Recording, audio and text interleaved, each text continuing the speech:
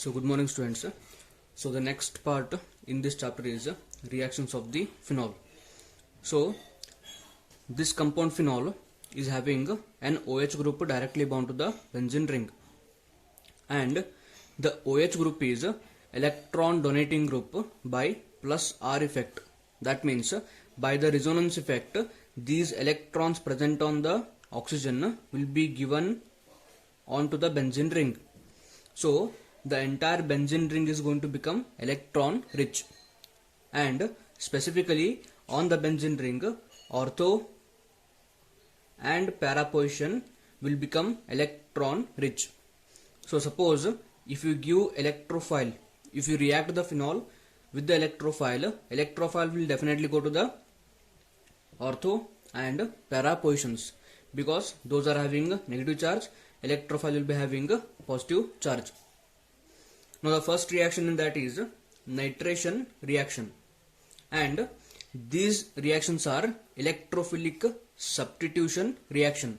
They are called substitution because here benzenes will be having hydrogen at each carbon here, except for this position. So when you react the phenol molecule with the electrophile is going to replace the hydrogen. That means hydrogen will be removed and electrophile will be added. That is why it is called as substitution reaction. That means you are removing an atom and you are introducing one more atom or the group in that place. So the first one is nitration reaction. So in the nitration reaction, we are going to be substituting nitronium ion in the place of the hydrogen. So the reaction goes like phenol will be reacted with the dilute HNO3, that is nothing but nitric acid, and we are going to obtain two products. One is orthonitrophenol and one is paranitrophenol. So nitro group will go to the ortho and then to the para, because we know that phenol will be carrying negative charges at ortho and the para positions. That is why the electrophile generated, that is nitronium ion, will go to the ortho and then to the para. Yes. Next point is, now we have formed two products here. One is orthonitrophenol, one is paranitrophenol. So these two products will be present in the same reaction mixture. After the reaction is over, these two are present in the same reaction mixture. Now we need to separate them. We are going to separate them by steam distillation, because there is difference in the boiling point between these compounds. Look at the ortho compound here.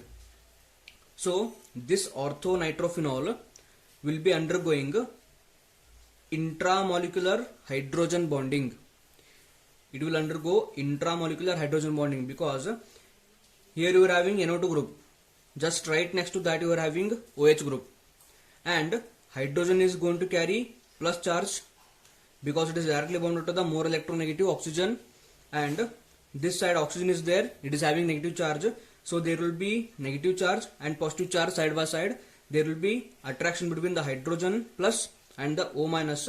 So this is nothing but intramolecular hydrogen bonding. So because of the intramolecular hydrogen bonding, boiling point of this compound will be lesser. Whereas para compound, so in the para compound, this is one paranitrophenol and this is one paranitrophenol. So there is oxygen here having negative charge, hydrogen having the positive charge. So these two molecules will undergo intermolecular hydrogen bonding. Inter means between the molecule, intra means within the molecule. So because of the intermolecular hydrogen bonding, see here.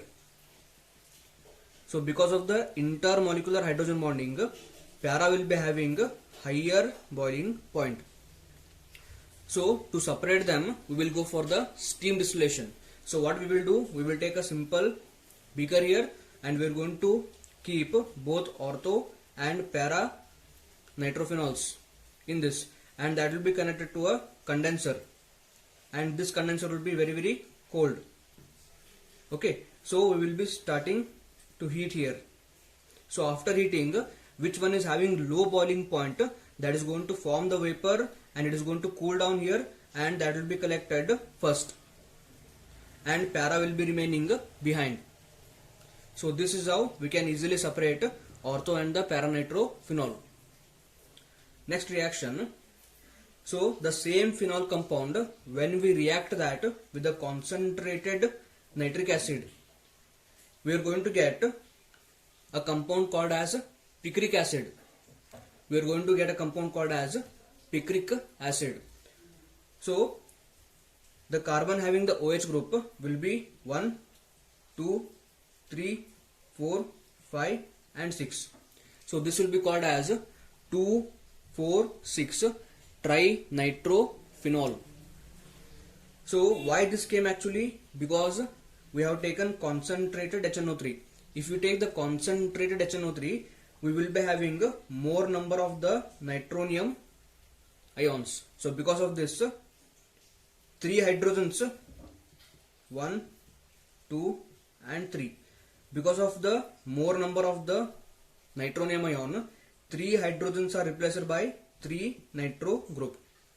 That is what is called as trinitrophenol, or it is also called as picric acid.